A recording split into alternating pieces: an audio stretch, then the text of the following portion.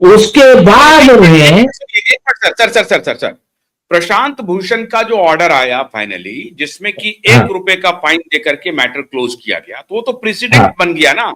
President हाँ, में क्या हाँ, किया हाँ, कि फिर अब जो हाँ, कंटेम्प्ट ऑफ केस को कोर्ट का कोई भी मामला चलेगा, तो हाँ, उसमें लोग ये अपील करेंगे कि नहीं, मुझे भी 1 रुपया का फाइन दो, मुझे भी 1 रुपया की सजा ब- दो। ऐसा चलेगा क्या? बराबर है। क्योंकि तीन नहीं तीन बात, बेंच का लार्जर बेंच ने ये फैसला दिया है, तो प्रेसिडेंट बन हाँ, गया ना, बाइंडिंग प्रिंसिपल हो गया।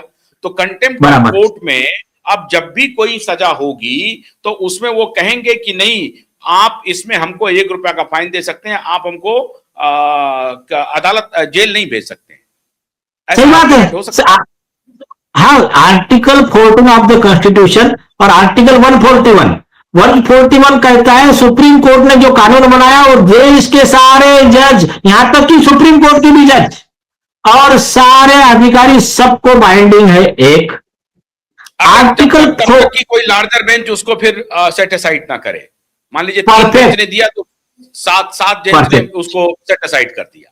पांच पांच जज, अगर नहीं सेट असाइड ठीक है, किया हुआ परफेक्ट है, परफेक्ट। ओवर रूल्ड नहीं है, दूसरा तब तक तो लागू है।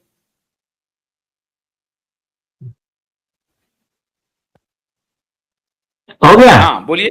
हाँ हाँ, अब ये हो गया। दूसरा, आर्टिकल 14 ऑफ द कॉन्स्टिट्यूशन क्या कहता है? बाबा साहेब आंबेडकर जी का सबसे प्यारा आर्टिकल 32 था, 14 था, कि कानून के आगे सब समान, कानून की प्रक्रिया सबके लिए समान। जो कानून अंबानी अडानी को है, वही एक सादा रिक्शा चलाने वाला आदमी है, उसको भी वही कानून है। उसको एक वोट का अधिकार है, इसको भी एक वोट का अधिकार है। प्रशांत भूषण जी को जो कानून है वही कानून गुलशन पहुंच। तो गुलशन पहुजा को जो ऑर्डर दिया कि नहीं, आपको हम सजा देते हैं 6 महीने का, तो ये क्या अदालत का प्रेरोगेटिव भी होता है? विवेक पर वो फैसला लेते हैं क्या? अदालत विवेक पर फैसला ले सकता है, केस टू केस? उनको ये अधिकार है नहीं क्या? नहीं, सुनिए, हमें अच्छा सवाल पूछा। देखिए, अगर केजरीवाल जैसा केस है अरविंद केजरीवाल का, कि उन्होंने जज के खिलाफ झूठे सबूत बना के इतने बड़ा कैंपेन चलाया, उनको मेंटल टॉर्चर किया, वो केस अलग है। उसको ये कानून लागू नहीं होता, क्योंकि उसमें परजुरी भी है, फोर्जरी भी है, वो उसमें अलग होता है। लेकिन इनके से सिमिलर केस जो है, जैसा कि इन्होंने कह दिया मेरा न्यायपालिका पे विश्वास नहीं है, कपिल सिब्बल ने कह दिया मेरा न्यायपालिका पे विश्वास नहीं है, प्रशांत भूषण ने भी प्रशांत कहा। भूषण निकाल रहे हैं। हाँ, तो इसमें कॉमन लॉ, एक ही लॉ चलेगा। सुप्रीम कोर्ट का, खास करके जस्टिस गोपाल ओझा साहब का जजमेंट है, सुंदरजन भटीजा का, AR 1990, supreme court page number 261, कि जब केस लॉ क्लियर है, देश के कोई जज को कोई डिस्क्रिप्शन नहीं है, उसी के तहत काम करना पड़ेगा। और अगर नहीं किया तो क्या? नहीं किया तो MP द्विवेदी, प्रिया गुप्ता, दिल्ली हाईकोर्ट का खुद का जजमेंट प्रोमिनेंट होटल्स, ऐसे 50 जजमेंट है, प्रभा शर्मा, और लेटेस्ट जजमेंट है रतिलाल परमार का। तो उसमें सुप्रीम कोर्ट क्या कहता है, और सोम मित्तल का जजमेंट है, और अभी एक लेटेस्ट जजमेंट आया सुप्रीम कोर्ट का, और एक, कि अगर एक कानून सुप्रीम कोर्ट ने बना दिया, नीचे के और सुप्रीम कोर्ट के अगर सारे कोऑर्डिनेट बेंच की सबकी जिम्मेदारी है, उस कानून के खिलाफ कोई भी आदेश पारित ना करे। अगर पारित किया तो पहला वो आदेश नल एंड वाइड है, परिंक्रिया में विषयत है। 2 जज बेंच थे, जस्टिस अभय ओक और उज्जवल भुयान के, उन्होंने जजमेंट दिया। वन शक्ति के केस में 3 जज बेंच ने, जस्टिस भूषण कावेरी साहब के बेंच ने खारिज कर दिया, बोला विषयत हो गया, क्योंकि इसने अर्लियर 2 जज बेंच के जजमेंट को ओवरलुक कर दिया। दूसरा, जस्टिस दीपांकर दत्ता साहब का लैंडमार्क जजमेंट है, रतिलाल परमार का 2025 का। उसने कहा कि अगर आपने कोई केस लॉ दिया, वो केस लॉ देने के बाद में जज ने उसको नहीं सुना, नहीं देखा, निग्लेक्ट किया, ओमिट किया, तो वो जज अपने संविधान की जो शपथ लिया है, वो शपथ का उल्लंघन कर रहा है। इस देश ने जो उनके ऊपर ट्रस्ट डाला है कि ये संविधान और कानून के हिसाब से काम करेंगे, उस ट्रस्ट का ये मतलब उसके साथ में धोखा कर रही है। ये संविधान के साथ में धोखा है, उसका विश्वासघात है, it is breach of trust, ये उन्होंने 25 में कहा। उससे और एक स्ट्रिक्ट बताता हूं मैं, एक नया स्ट्रिक्ट लॉ है उसके आगे का। एमपी द्विवेदी ने क्या बोला सुप्रीम कोर्ट ने, अगर कोई भी जज हमारे बाइंडिंग डायरेक्शन के खिलाफ में कोई भी आदेश पारित करेगा, वो जज सिविल कंटेम्प्ट, हमारे आदेश की अवमानना, सेक्शन 2B सेक्शन 12 के तहत, कंटेम्प्ट ऑफ कोर्ट एक्ट 1971 के तहत 6 महीने की सजा का हकदार रहेगा। उसके आगे प्रभा शर्मा के केस में 2017 में सुप्रीम कोर्ट ने कहा, जो जज हमारे आदेशों को इग्नोर करके कोई आदेश पारित करेगा, तो वो जज डिसिप्लिनरी एक्शन, सस्पेंशन, डिसमिसल का हकदार रहेगा। उसके बाद में स्टेट बैंक ऑफ त्रावणकोर 2018 में और सोम मित्तल में सुप्रीम कोर्ट ने कहा कि अभी नए जजमेंट में कहा कि आपको हर आदमी को केस लॉ देने की जरूरत नहीं है, जज को केस लॉ मालूम चाहिए। अगर कोई जज आदेश पारित करता है तो उसकी जिम्मेदारी वो करेक्ट लॉ अप्लाई करे, सुप्रीम कोर्ट के जजमेंट के खिलाफ कोई आदेश पारित। और अगर जज को केस लॉ जानकारी नहीं, अगर ऐसा कोई करता है, जज को कोई केस लॉ मालूम ही नहीं हो कि जो वो वर्डिक्ट दे रहा है, जो वर्डिक्ट दे रहे हैं माननीय जज साहब, वो जज साहब वो किसी दूसरे केस लॉ का जो कि सेट असाइड नहीं है, ओवर रूल्ड नहीं है, उस केस लॉ का कंटेम्प्ट है, उसके विरोध में जाकर के कर रहे हैं, तो वो ऑटोमेटिकली कंटेम्प्ट हो जाएगा। क्योंकि अगर सुप्रीम कोर्ट का मान लीजिए कोई केस लॉ बना हुआ है और इसकी जानकारी मैं जज हूं, मुझे नहीं है, और मैंने ऑर्डर पास कर दिया, और आपने किसी ने मुझे पॉइंट आउट किया कि देखिए साहब ये जो आपका ऑर्डर है ये गलत है, तो उसके बाद भी मैं उसको ऑर्डर को दिए जा रहा हूं, तब क्या होगा? अनजाने में तो हो सकता है, मैं नहीं जानता था।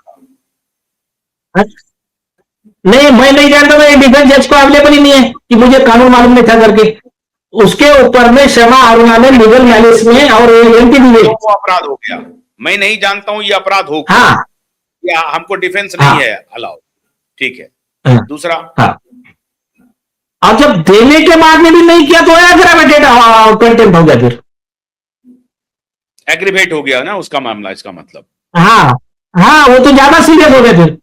और अब मामला ये बनता है नीलेश जी, अब मामला नीलेश जी ये बनता है, आपके पॉइंट आउट करने के बाद मुझे जो रेफरेंस मिल रहा है कि जिस प्रकार से गुलशन पहूजा जी को समय दिया अदालत ने कि भाई आप माफी मांग लो, आज आपके वकीलों ने माफी मांग लिया, जिन जो आपके शो पे आए थे, आप माफी मांग लो, चले जाओ, कोई दिक्कत नहीं है।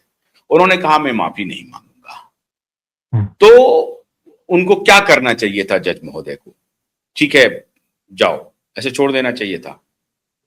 अरे सुनिए सुनिए, पहली चीज, देश के सारे जजेस ने ना पहले कंटेम्प्ट के 5 लॉ अच्छे से पढ़ना चाहिए। सारे जजेस मतलब जिनको लॉ मालूम नहीं उनके लिए बोल रहा हूं, बाकी कुछ कुछ जजेस है अच्छे, उनको सब पता है। जस्टिस ए के गांगुली साहब थे, उन्होंने ब्रदर जज, सुप्रीम कोर्ट में 2 जज बैठे हुए, ब्रदर जज को बोला कि तुम्हारा लॉ गलत है, सही लॉ ये है, तो ऐसे ठीक है। तो क्या क्या करना चाहिए? देखिए, सुप्रीम कोर्ट के फुल बेंच ने 2004 में bar council of India versus state of Kerala में फुल बेंच में क्या लिखा मालूम है? इस देश का सबसे ज्यादा मिस यूटिलाइज, मिसकंस्ट्रूड कोई लॉ है तो वो कंटेम्प्ट है। कई लोगों को ये लॉ ना समझ में आता है, कई बार इसका दुरुपयोग होता है। क्लियर, सुप्रीम कोर्ट ने खुद माना, लॉर्ड डेनी को कोट करके माना।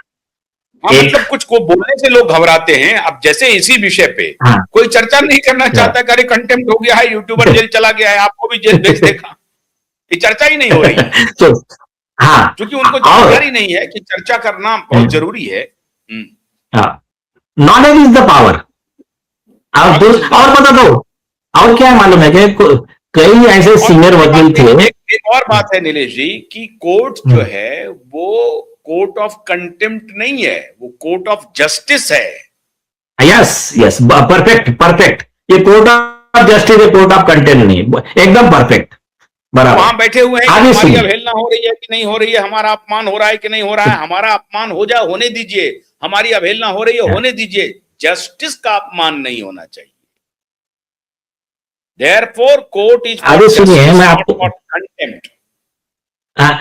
जस्टिस अफेक्ट नहीं होना चाहिए। हाँ, yes. और मैं बताता हूं, देखिए इनडायरेक्ट टैक्स प्रैक्टिशनर एसोसिएशन का 2010 का जजमेंट है आरके जैन के मैटर का। सुप्रीम और शांति भूषण साहब ने आर्ग्यू किया था, तो सुप्रीम कोर्ट ने जस्टिस सिंघवी और जस्टिस ये अपना ए.के. गांगुली साहब बहुत हिस्टोरिक जजमेंट दिया। उन्होंने कहा देखो कंटेम्प्ट ये नहीं है कि कोई आदमी कह रहा है मेरा न्यायपालिका पे विश्वास नहीं है, बोले सच्चाई ये है कि कई जजेस ने न्याय डिले करके या न्यायपालिका का जो ये कॉम्प्लिकेटेड जो सिस्टम है ना, इसके वजह से कई लोगों का सचमुच में न्यायपालिका पे विश्वास टूट गया है। तो कंटेम्प्ट हम कर रहे हैं, सवाल हमने खुद को पूछना चाहिए कि हम सही में न्याय दे पा रहे हैं क्या, इसको कहते हैं जजमेंट। और उन्होंने कहा कि अगर कोई व्यक्ति न्यायपालिका की गलतियां बताता है तो उसको अगर उसके सबूत के आधार पे है तो ये उसका आर्टिकल 51A का संवैधानिक कर्तव्य है, उसके खिलाफ में कंटेम्प्ट की कार्रवाई करना मतलब उसके संवैधानिक कर्तव्य में बाधा डालना। जो ऐसे बाधा डालेगा उसके ऊपर उन्होंने वो 1200 सेशन थी उनके ऊपर 2 लाख की कॉस्ट लगा दी कि वो बोला इस पर कंटेम्प्ट करो, उसने उसके खिलाफ बोला। कोर्ट ने बोला खिलाफ बोला मतलब सही है ना, गलत थोड़ी है, तो क्या कंटेम्प्ट होगा, तुमने गलत कंटेम्प्ट का केस लगाया, तुम्हारे पे 2 लाख रुपए कॉस्ट। बाद में हरिदास में सुप्रीम कोर्ट ने बोला फ्रीवोलस कंटेम्प्ट का चार्ज लगाओगे तो आईपीसी 211 में तुम्हारे को सजा होगी, जो सजा इनको होने वाली थी वो सजा उनको होगी, ज्यादा भी हो सकती है उसमें। दूसरी चीज, अब दूसरा एक जजमेंट है सुप्रीम कोर्ट का, वो क्या कहता है कि कंटेम्प्ट का कानून ये न्यायाधीशों के ईगो मसाज के लिए या जो सेंसिटिव होते थोड़ी थोड़ी सी बात पे गुस्सा हो जाते हैं, हाइपर सेंसिटिव और संवेदनशील जजेस, उनकी भावनाओं को प्रोटेक्ट करने के लिए नहीं है, जज के गुनाहों को कवर अप करने के लिए नहीं है, उनका बचाव करने के लिए नहीं है। ये न्याय व्यवस्था जो है, न्याय व्यवस्था को कुछ आघात न हो उससे प्रोटेक्ट करने के लिए एक। दूसरा क्या किया, जस्टिस कृष्णा अय्यर ने फुल बेंच है सुप्रीम कोर्ट का मुलगांवकर के मैटर में, जो इंडियन एक्सप्रेस में लिखा था कि इंदिरा गांधी ने सुप्रीम कोर्ट को पैक कर दिया है, तो उनके ऊपर एडिटर के ऊपर कंटेम्प्ट चलाना, चीफ जस्टिस के ऊपर आरोप लगे थे। वो मैटर में कानून लिखा, उसमें क्या लिखा, Christ and Gandhi should not be lost upon the जजेस। जब बोले तुम्हारे पे आरोप हो जाते तो तब तुम गांधी और यीशु ख्रिस्त के दया के भाव को भूलने जाना है और तुमको मैग्नानिटी दिखाना है, बड़ा दिल रखना है। और आगे लिखा, उसमें जो वर्ड्स लिखे ना वो इतने इंपॉर्टेंट है। अभी देखिए, अभी इन्होंने गलती से अपने चीफ जस्टिस के मुंह से जो वर्ड निकल गया, काकरोच से इतने हवा कर रहे। कृष्णा अय्यर साहब ने अपने ऑर्डर में क्या लिखा था, जज ने काम कैसा करना चाहिए, डॉग में बाग कारवा में पास, हाथी चले बाजार कुत्ते भूखे हजार, ये प्रिंसिपल को फॉलो करके आगे चलना चाहिए। बोले हर आलोचना में जो उलझ जाता है वो न्याय से दूर हो जाता है। दूसरी बात क्या लिखा, लेकिन ये 2 जज साहब ने जो माननीय जज ने जो ये उनको सजा सुनाई है 6 महीने की,